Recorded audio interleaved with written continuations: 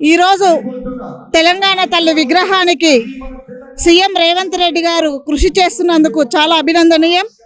ఈరోజు సెక్రటేరియట్ కట్టి ఎన్నో సంవత్సరాలు అయినప్పటికీ గత పాలకులు చీమను కూడా లోపలికి రానియని పరిస్థితులలో ఉన్న సెక్రటేరియట్ని ఈరోజు ఆడపడుచుల ద్వారా ఇంత ఘనంగా నిర్వహిస్తున్నందుకు అభినందనలు తెలియజేస్తున్నాం.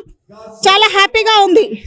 మహిళలకు ప్రాధాన్యత ఇవ్వడం చాలా గొప్ప గర్వకారణం. ఇది గత 10 సంవత్సరాల నుండి సెంట్రల్ గవర్నమెంట్ కానివ్వండి, ఇక్కడ స్టేట్లో బీఆర్ఎస్ బీజేపీ వాళ్ళు ఎవరు కూడా మహిళలకు కనీసం వాళ్ళకు సముచిత స్థానం కల్పించడానికి కూడా ముందుకు రాలేని పరిస్థితులలో ఈరోజు సంవత్సర కాలంలోనే మహిళలకు ఉచిత బస్సు ప్రయాణం, 500కు గ్యాసు, వాళ్ళు స్వేచ్ఛగా ఆరోగ్యపరంగా వచ్చిన ధైర్యంగా ఉండడానికి 10 లక్షల రూపాయల ఆరోగ్యశ్రీ పథకం కానివ్వండి, అనేక రకమైన మహిళా శక్తి క్యాంటీన్స్ అని ఈరోజు మీ సేవలు చదువుకున్న వాళ్ళకి అంబులెన్సులు, ఆర్టీసీ వాళ్ళతో మాట్లాడి బస్సులు ఇచ్చే విధంగా కూడా కోటీశ్వరులను చేస్తారన్న కళను సాకారం చేయడానికి ప్రతి ఒక్క తెలంగాణ ఆడబిడ్డ ఈరోజు రేవంత్ అన్న ఎంట ఉన్నాం.